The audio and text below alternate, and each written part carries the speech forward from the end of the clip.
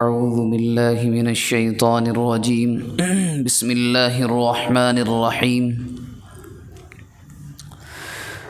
كان الناس أمة واحدة فبعث الله النبيين مبشرين ومنذرين وأنزل معهم الكتاب بالحق ليحكم بين الناس فيما اختلفوا فيه وما اختلف فيه إلا الذين أوتوه من بعد ما جاءتهم البينات بغيا بينهم فهدى الله الذين آمنوا لما اختلفوا فيه من الحق بإذنه والله يهدي من يشاء إلى صراط مستقيم أم حسبتم أن تدخلوا الجنة ولما يأتكم مثل الذين خلوا من قبلكم مستهم البأساء والضراء وزلزلوا حتى يقول الرسول والذين آمنوا معه متى نصر الله ألا إن نصر الله قريب صدق الله العظيم۔ یہ قرآن مجید کی یہ دو آیتیں ہمارے سامنے ہیں، آیت نمبر 212 اور آیت 213 اور آیت نمبر 214۔ اس سے پہلے شاید آپ کو یاد ہو کہ سابقہ درس میں ایک بڑی اہم بات یہ بتائی گئی تھی کہ جب بھی کسی بھی شریعت سے اس کے ماننے والوں کا ذہن اور دماغ ہٹتا ہے تو اس کی ایک بڑی وجہ ہوتی ہے دنیا کی محبت، جس کو یوں فرمایا تھا زُيِّنَ لِلَّذِينَ كَفَرُوا الْحَيَاةُ الدُّنْيَا، چاہے وہ کافر ہوں یا کوئی بھی ہو، تو جب دنیا کی محبت زیادہ بڑھ جاتی ہے تو پھر حق سمجھ میں نہیں آتا۔ ایک بڑی وجہ یہ بیان کی گئی تھی۔ اب اللہ تبارک و تعالی جب سے یہ دنیا بنی ہے اور انسانوں کی تاریخ جب سے شروع ہوئی ہے اس پر روشنی ڈال رہے ہیں اور اس کا ایک نقشہ کھینچا جا رہا ہے کہ کیسے یہ شروعات ہوئیں کہ لوگوں میں آپس میں اختلافات ہوئے۔ تو فرمایا سنو، کان الناس امۃ واحدہ، حضرت آدم علیہ السلام اما حوا علیہ السلام کے ساتھ یہاں آئے، اس وقت سے لے کر یا اس وقت لوگ ایک ملت پر تھے، سب کے سب صرف ایک خدا کو ماننے والے، اسی سے سب کچھ مانگنے والے تھے۔ اور روایات کے اندر آتا ہے کہ تقریباً حضرت نوح علیہ السلام تک ایسے ہی رہا۔ اس کے بعد کیا ہوا؟ فبعث اللہ النبیین مبشرین ومنذرین، پھر اللہ تبارک و تعالی نے اس کے بعد انبیاء کو بھیجا۔ ان کا کام کیا تھا؟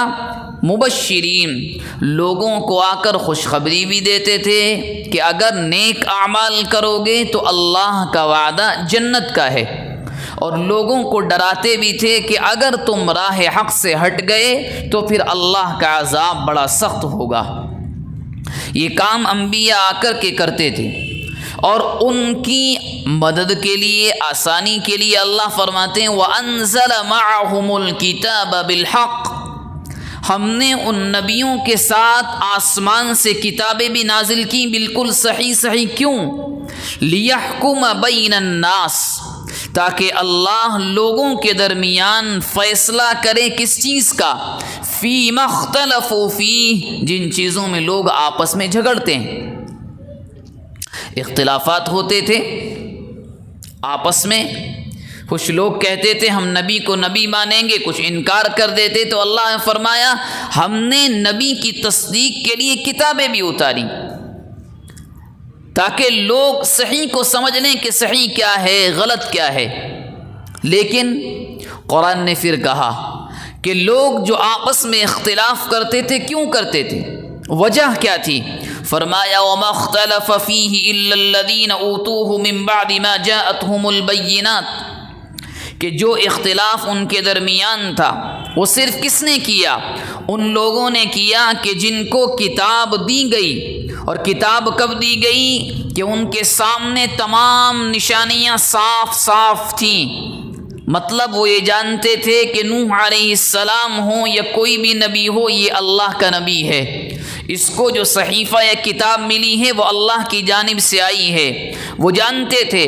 پھر اختلاف کیوں ہوا آپس میں؟ فرمایا بغیم بینہم، صرف آپس کی ہٹ دھرمی کی بنیاد پر۔ مثال کے طور پر ایک نبی نے آ کر کے یوں کہا کہ میں اللہ کی جانب سے بھیجا گیا پیغمبر ہوں، اللہ کا پیغام لے کر آیا ہوں۔ شہر کی ایک جماعت نے مان لیا، مثال کے طور پر غربا نے مان لیا کہ آپ اللہ کے نبی۔ اب مالداروں نے نہیں مانا، کیوں؟ تمہارے ساتھ تو غریب ہیں، ہم نہیں مانیں گے۔ سمجھ میں کیا آیا؟ یعنی آپس کی لڑائی اور آپس کی ہٹ درمی کی بنیاد پر اختلاف ہوا۔ خود اللہ کے نبی علیہ الصلاۃ والسلام کے ساتھ یہ چیز ہوئی کہ مکہ مکرمہ کے سردار کہتے تھے کہ آپ کے ماننے والے تو بالکل سماج کے اور معاشرے کے نچلے لوگ ہیں، مالدار نہیں ہیں، اور لالچ دیا جاتا تھا۔ حتیٰ کہ یہاں تک ایک مرتبہ ایسا ہوا کہ ایک صحابی جو نابینا ہیں، حضرت عبداللہ بن ام مکتوم، وہ اللہ کے نبی کے ساتھ بیٹھے ہیں۔ کوئی مکے کا سردار مکہ مکرمہ کے دور میں آپ کے پاس ملاقات کے لیے آیا، تو آپ نے نابینا صحابی کو صرف اس نیت کے ساتھ اور اس امید میں کہ سامنے جو قریش مکہ کا سردار ہے، اگر میں نے اس کو اسلام کی دعوت دی اور یہ اسلام لے آیا تو ہماری بڑی مدد ہو جائے گی، ہم مضبوط ہو جائیں گے مکہ میں۔ صرف یہ آپ کی امید تھی اور کچھ نہیں، نہ مال کا لالچ نہ سرداری کا لالچ، صرف اتنا دل میں خیال آیا۔ قرآن کی آیات نازل ہوئی، عبس وتولی ان جاءہ الاعمی، محمد رخ پھیر لیا آپ نے صرف اس بنیاد پر کہ آپ کے پاس آنے والا وہ نابینا تھا اور آپ مالدار کی طرف چلے گئے، صرف اتنا۔ اور ہر زمانے میں یہ ہوا کہ لوگوں کے آپس کے اختلاف کی بنیاد پر لوگوں میں ہٹ دھرمیاں پیدا ہوئیں، انکار کر دیا، ہم نہیں مانیں گے، ہماری مرضی۔ اگر مالداروں نے مان لیا یا مالداری اور غریبی کا مسئلہ نہیں آیا تو بعض جگہ ایسا ہوا، اچھا فلاں خاندان والے آپ کو مانتے، ہم نہیں مانیں گے۔ یہ تقریباً ہر نبی کے ساتھ ہوا۔ تو قرآن نے یہاں یہی کہا کہ لوگوں میں جو آپس کے اختلافات ہوئے یہ صرف اس بنیاد پر ہوئے، ہماری کتاب ہمارے نبی کی بنیاد پر نہیں، یہ صرف اس بنیاد پر کہ ان میں آپس میں کچھ نہ کچھ تھا، ضد تھی، اس بنیاد پر ہوا۔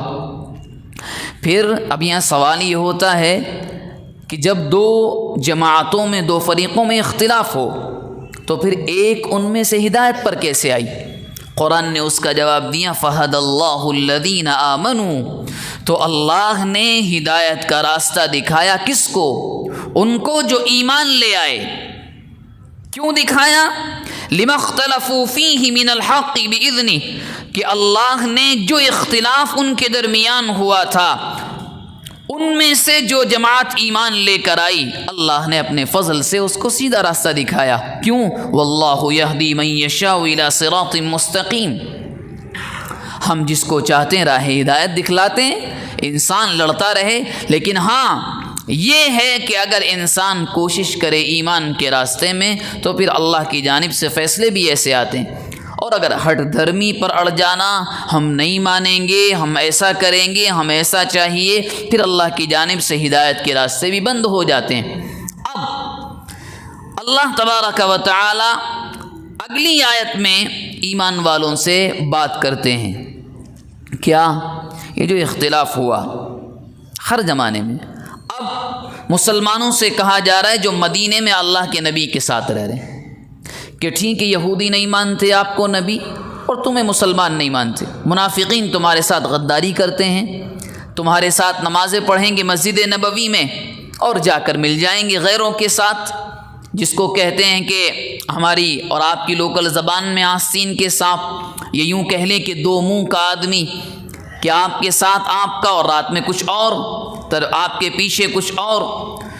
تو قرآن نے یوں کہا کہ جنہوں نے نہیں مانا، وہ جو تمہارے خلاف ہیں اور تمہارے خلاف الگ الگ چالیں چلتے ہیں، اس سے گھبراؤ مت۔ کیوں؟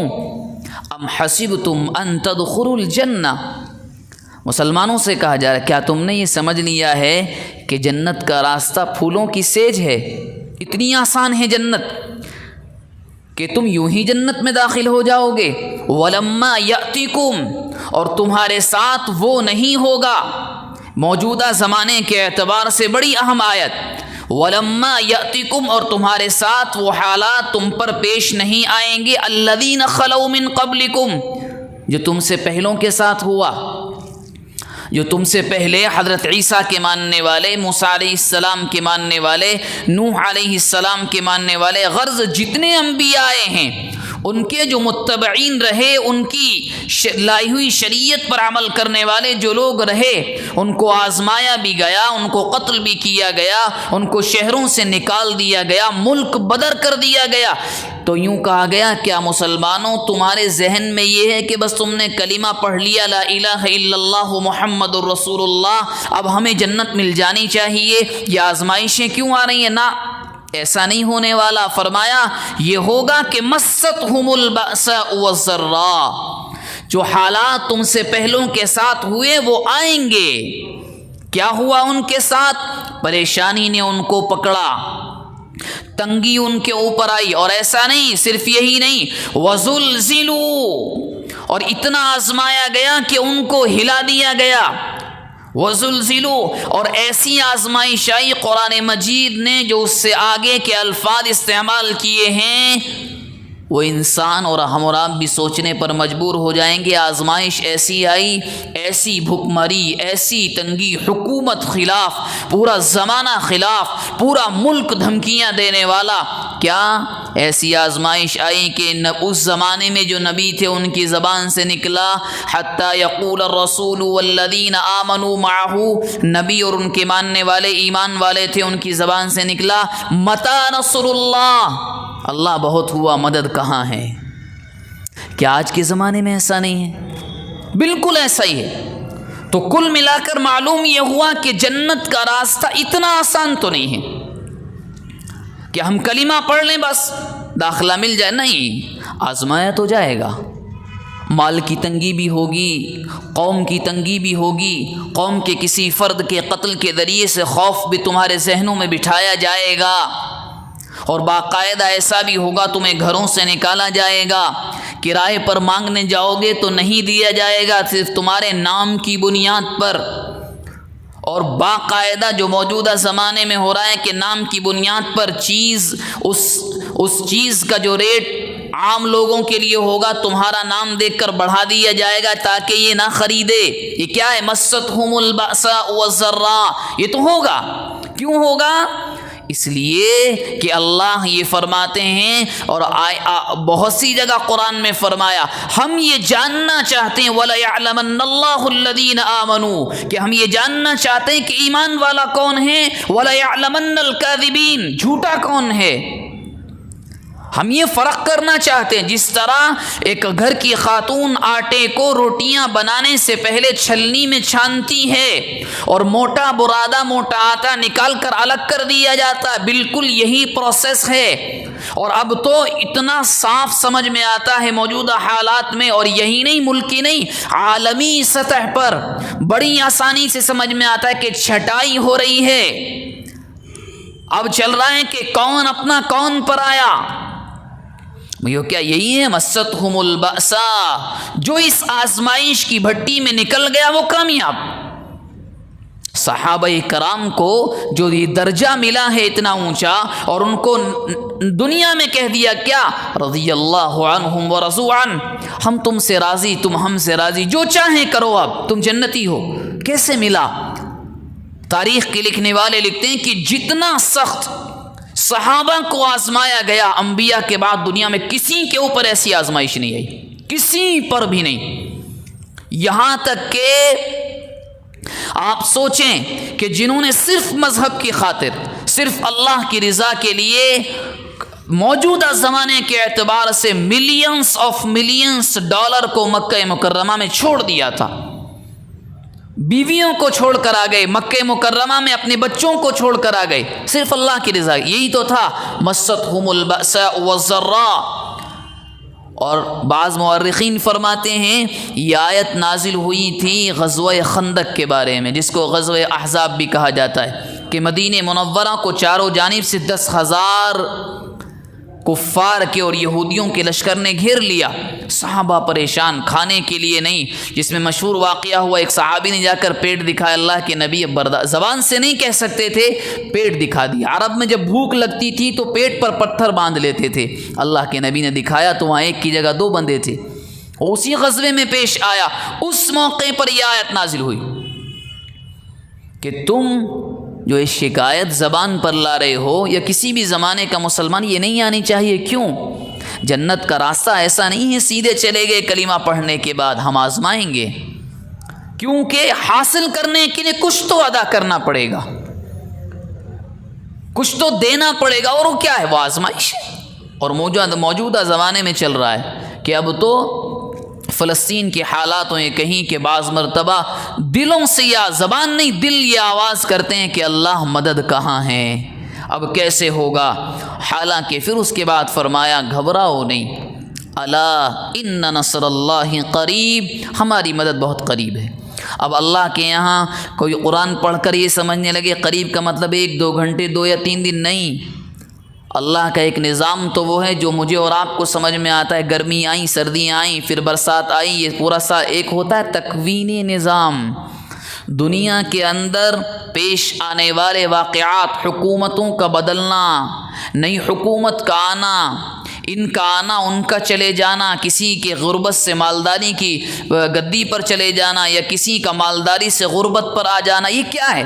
یہ چیزیں انسانوں کو سمجھ میں نہیں آتی، یہ ہے تکوینی نظام۔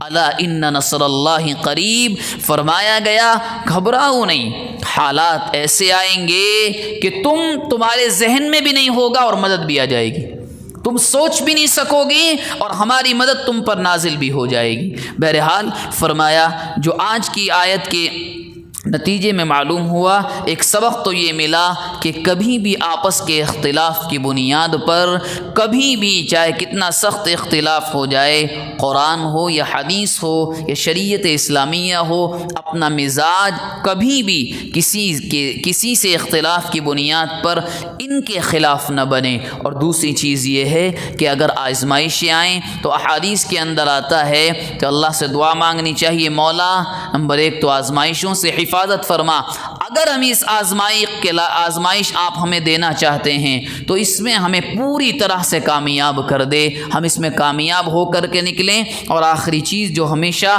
مانگنی چاہیے وہ یہ ہے کہ حالات کیسے بھی ہوں مگر زندگی بھی اور موت بھی ایمان پر ہو، تبھی انسان کامیاب ہے۔